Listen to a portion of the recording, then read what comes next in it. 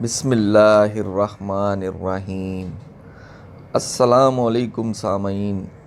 ایک روز کی بات ہے، بہلول اپنے فقر کی شان میں مست قدم اٹھاتا ہارون کے محل میں پہنچا اور بے باکی سے آگے بڑھتا ہوا ہارون کے برابر جا بیٹھا۔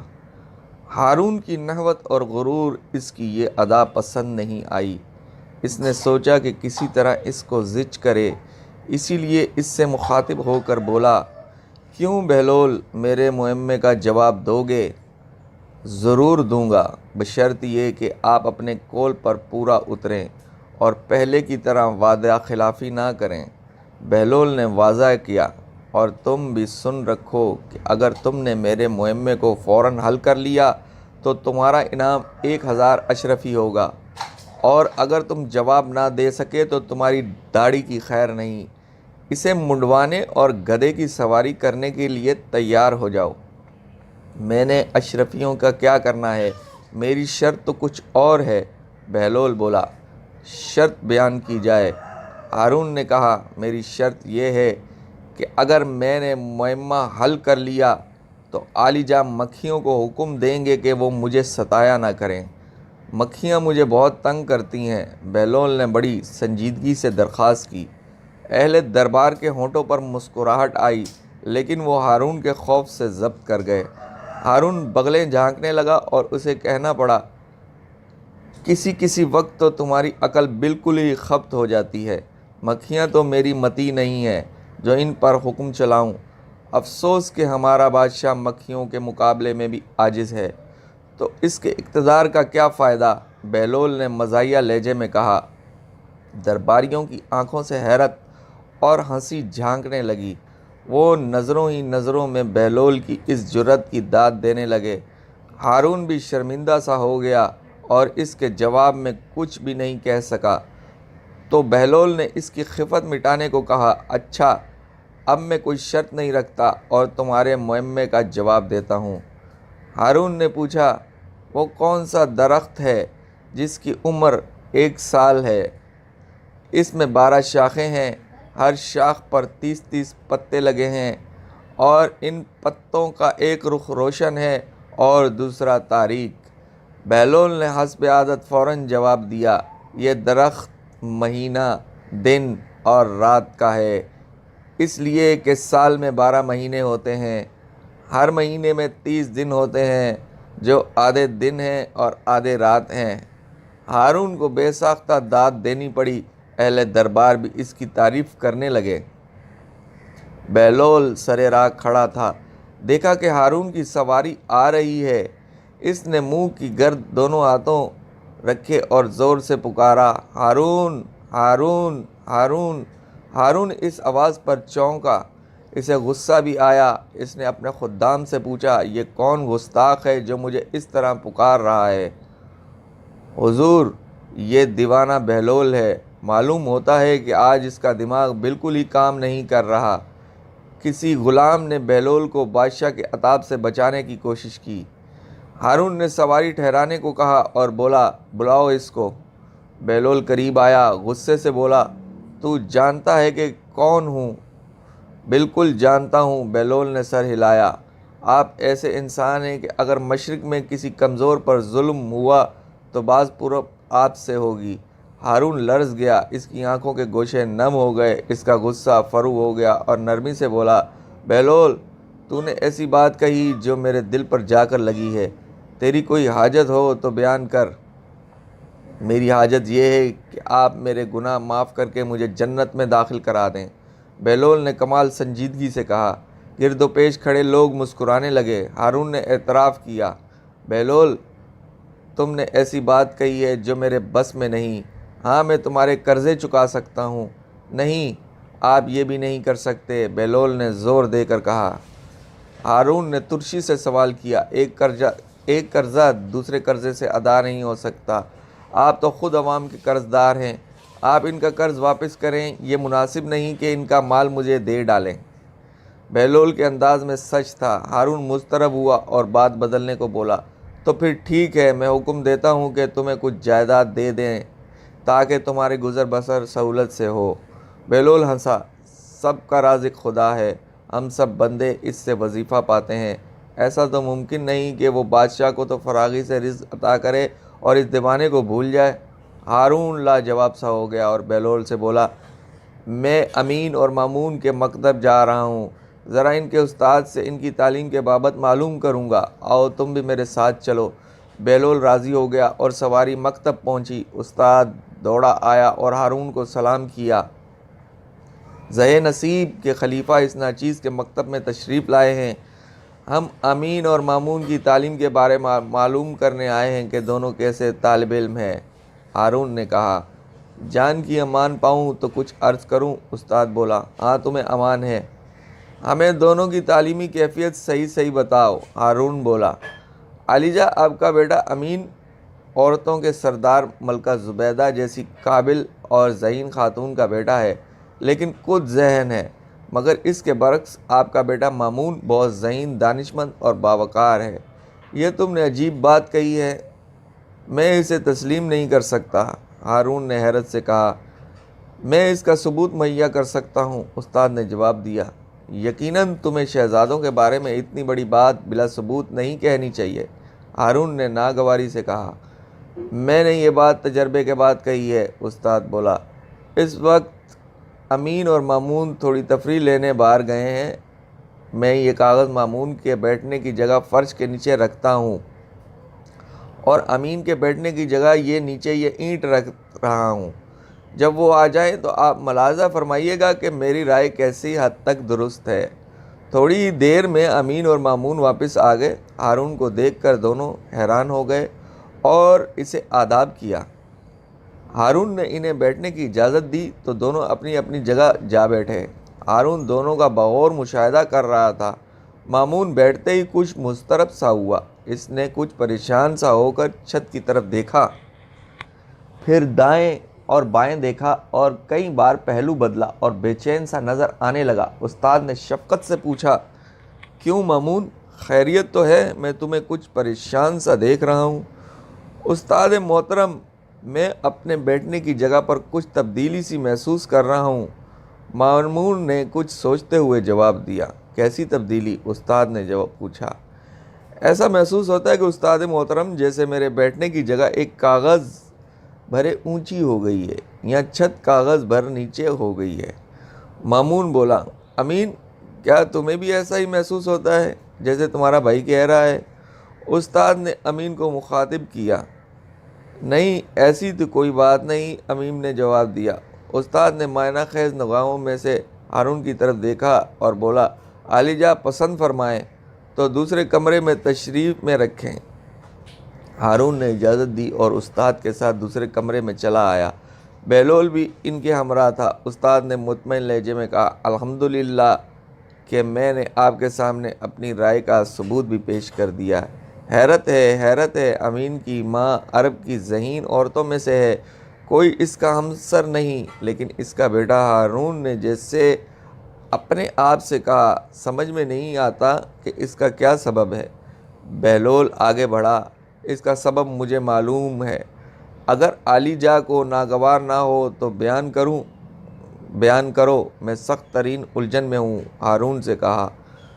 بہلول بولا، اولاد کی دانشمندی اور ذہانت کے اسباب دو ہیں، اول یہ کہ عورت اور مرد کے درمیان رغبت اور فطری خواہش ہو تو ان کی اولاد ذہین، ہوشیار اور عقل مند ہوتی ہے، دوم یہ کہ مرد اور عورت مختلف خون اور نسل سے تعلق رکھتے ہوں تو ان کی اولاد میں عقل و دانش کی فراوانی ہوگی، کوئی دلیل دو۔ ہارون نے غور کرتے ہوئے کہا، اس کی مثال درختوں اور جانوروں میں نظر آتی ہے۔ مثلاً اگر پھل کے درخت میں دوسرے پھلدار درخت کا پیوند لگایا جائے تو نہایت لذیذ عمدہ پھل پیدا ہوتے ہیں، اسی طرح گدھے اور گھوڑے کے ملاپ سے خچر پیدا ہوتا ہے جس کی ہوشیاری، طاقت اور پھرتی لاجواب نہیں۔ اب علیجہ سمجھ سکتے ہیں کہ امین میں جو ذہانت کی کمی محسوس ہوتی ہے، اس کا سبب اس کی والدہ اور آپ کے رشتہ داری ہے، جبکہ مامون کی ماں مختلف النسل اور قبیلے سے تعلق رکھتی ہے۔ خون کے لحاظ سے آپ میں اور اس میں جو فرق ہے وہی سبب مامون کی ذہانت اور دانشمندی کا بھی ہے۔ ہارون اس کی بات پر غور کرتا رہا۔ استاد بھی قائل نظر آتا تھا لیکن منہ سے کچھ نہیں کہہ رہا تھا کہ مبادا خلیفہ اسے گستاخی تصور کرے۔ ہارون نے بہلول کی طرف دیکھا اور حسب عادت اس کی کمال کو ترک کرنے کے لیے بولا، ہو نہ تم دیوانے پاگل، بیچارہ ایسی باتوں کے علاوہ اور کر بھی کیا سکتا ہے۔ ایک روز بہلول دربار میں آیا تو دیکھا علم نجوم پر گفتگو ہو رہی ہے اور ایک شخص علم نجوم کا ماہر ہونے کا دعویٰ کر رہا ہے۔ بہلول سلام کر کے خاموشی سے اس کے برابر جا بیٹھا، اس کی باتیں سننے لگا۔ جب وہ اپنے بارے میں بہت کچھ کہہ چکا تو بہلول نے کہا، حضرت ماشاءاللہ آپ کی مہارت کیا کہنے، لیکن کیا آپ بتا سکتے ہیں کہ آپ کے پاس کون بیٹھا ہوا ہے؟ نجومی بہلول سے واقف نہیں تھا، اس لیے اس نے لا علمی کا اظہار کیا۔ نہیں، میں نہیں جانتا۔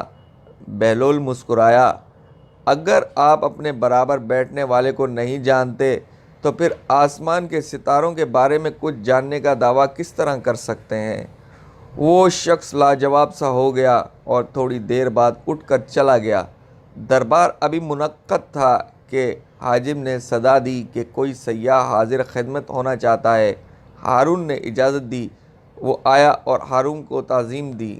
ہارون نے اس سے مختلف ملکوں کے بارے میں سوالات کیے، جہاں جہاں وہ جا چکا تھا۔ وہ گفتگو کے فن میں ماہر تھا۔ اس نے مختلف ملکوں کی پیداوار، جواہرات اور مصنوعات کے بارے میں تفصیلی طور پر بتایا اور ہندوستان کا تذکرہ کرتے ہوئے بولا، عالیجا، ہندوستان ایک عجیب جادو نگری ہے، وہاں علم و حکمت کا بڑا شہرہ ہے۔ شاید میری بات پر آپ کو یقین نہ آئے کہ ہندوستان میں ایک ایسی معجون بنائی جاتی ہے جس کے باقاعدہ استعمال سے انسان میں جوانی کی قوت اثر نو بحال ہو جاتی ہے۔ اگر 60 سال کا بوڑھا وہ معجون استعمال کرے تو خود کو 20 برس کا جوان پائے گا۔ کمال ہے، اس علاقے میں طب کے ایسے معجزے بھی ملتے ہیں؟ ہارون نے تعجب سے کہا، حضور اگر پسند فرمائیں تو میں ہندوستان سے وہ معجون تیار کروا کر لا سکتا ہوں۔ سیاح مؤدب لہجے میں بولا۔ ہارون کے دل میں پہلے ہی اشتیاق پیدا ہو چکا تھا۔ اس نے سیاح سے پوچھا، وہ معجون تیار کرنے پر کتنا خرچ اٹھے گا؟ ذل سبحانی، اس میں بہت سی قیمتی جڑی بوٹیاں اور جواہرات کے کشتے شامل کیے جاتے ہیں، اس کی تیاری پر اخراجات کچھ زیادہ ہی اٹھتے ہیں۔ سیاح نے بتایا، تمہارا کیا خیال ہے کہ ہم وہ اخراجات ادا نہیں کر سکیں گے؟ ہارون نے درشتگی سے کہا، نعوذ باللہ، عالیجا یہ حقیر تو ایسا خیال بھی دل میں نہیں لا سکتا۔ میں نے تو اس لیے یہ کہہ کر کہیں اہل دربار میں سے کوئی اسے جھوٹ یا غلط نہ سمجھے۔ اس نے گھبرا کر جواب دیا، اہل دربار میں ایسی حرکت کرنے کی جرت نہیں ہے، اللہ تعالیٰ نے ہر حال میں جان بچانے کا حکم دیا ہے۔ بہلول نے چپکے سے کہا، بتاؤ اس پر کتنا خرچ اٹھے گا؟ ہارون نے استغفار کیا، عالیجا اس کے لیے 50,000 دینار درکار ہوں گے۔ سیاح نے بتایا، رقم دے دی جائے۔ ہارون نے خزانچی کو حکم دیا، خزانچی نے اس کو رقم دے دی اور وہ روانہ ہو گیا۔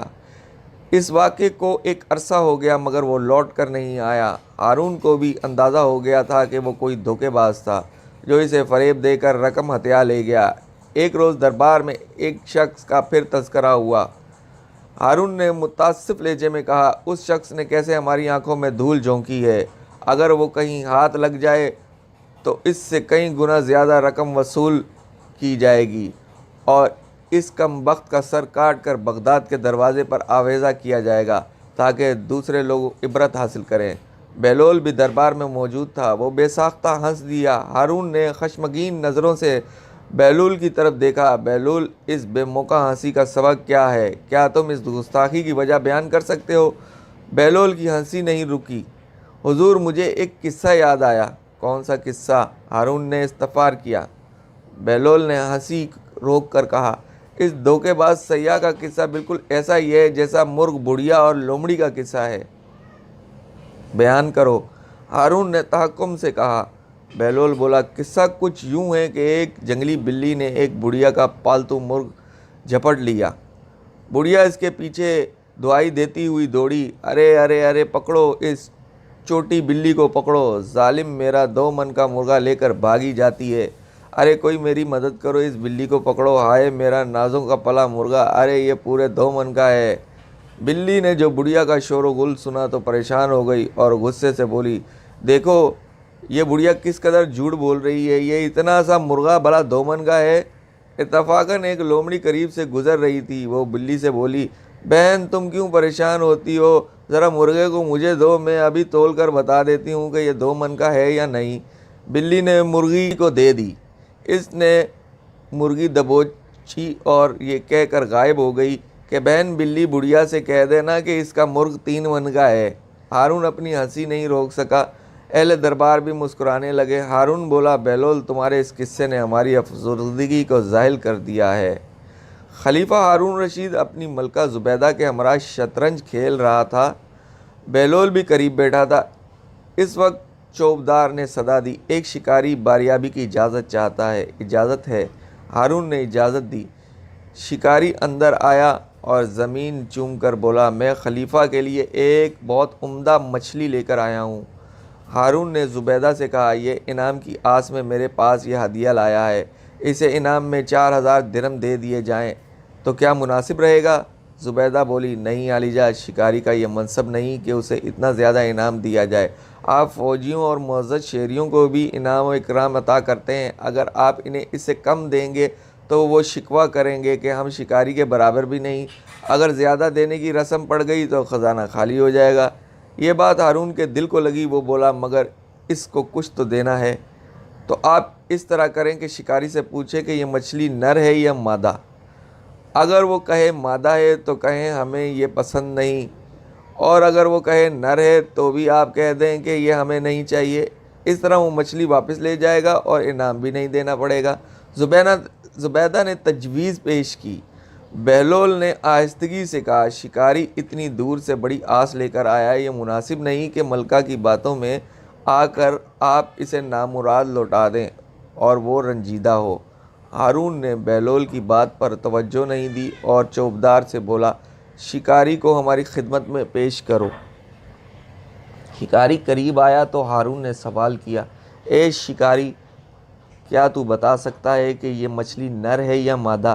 شکاری تعظیماً جھکا اور بولا، علیجا، نہ یہ نر ہے نہ مادہ، یہ مچھلی تو مخنث ہے۔ ہارون بے ساختہ ہنسا اور بولا، تمہاری حاضر جوابی ہمیں پسند آئی، تمہیں 4000 درہم انعام میں دیے جائیں گے۔ حضور کا اقبال بلند ہو۔ شکاری درہم لے کر دعائیں دیتا ہوا رخصت ہوا۔ جب وہ محل کی سیڑھیاں اتر رہا تھا تو ایک درہم زمین پر گر پڑا۔ شکاری رک گیا اور اس نے درہم اٹھا کر جیب میں رکھ لیا۔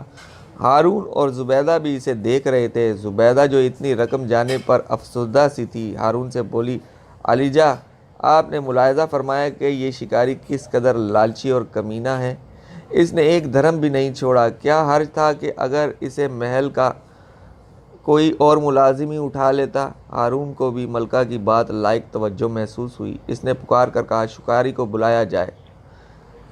قریب بیٹھے ہوئے بہلول نے دبی زبان میں کہا، علیجا، ملکہ کے کہنے پر شکاری کو نہ روکیے۔ ہارون نے توجہ نہیں دی۔ تب تک چوبدار شکاری کو بلا لایا اور ہارون کی خدمت میں پیش کیا۔ ہارون بولا، اے صیاد، ہمیں تیری یہ حرکت بہت ناگوار گزری ہے کہ تیرے پاس 4000 درہم موجود ہیں، اگر ان میں سے ایک گر گیا تھا تو نے یہ بھی گوارا نہیں کیا کہ اسے چھوڑ دے، شاید وہ کسی غریب کو مل جائے اور وہ اس سے اپنا کام نکال لے۔ شکاری تعظیماً جھکا اور بولا، جان کی امان پاؤں تو کچھ عرض کروں؟ امان ہے۔ ہارون نے امان دی۔ شکاری مؤدب لہجے میں بولا، حضور یہ چیز پست فطرت نہیں بلکہ نمک کی قدر کرنا جانتا ہے، میں نے اس لیے وہ درہم اٹھایا تھا کہ اس کی ایک طرف آیات قرآنی کندہ اور دوسری جانب آپ کا اسم گرامی، میں نہیں چاہتا تھا کہ یہ زمین پر پڑا رہے اور کسی کے پاؤں تلے آ جائے اور بے ادبی ہو۔ خلیفہ کو اس کی حاضر جوابی نے محظوظ کیا، اس نے خوش ہو کر حکم دیا، شکاری کو 4000 درہم اور دے دیے جائیں۔ شکاری رخصت ہو گیا تو بہلول نے کہا، علیجا، کیا میں نے آپ کو نہیں روکا تھا کہ شکاری کو واپس نہ بلائیں؟ ہارون ہنسا، بہلول، آج تو میں نے تجھ سے بھی زیادہ دیوانگی کا مظاہرہ کیا ہے۔ تم نے مجھے دونوں بار روکا لیکن میں نے توجہ نہیں دی، اور ملکہ کی بات پر کان دھرنے کا یہ نقصان ہوا کہ 4,000 کے بجائے 8,000 درہم خزانے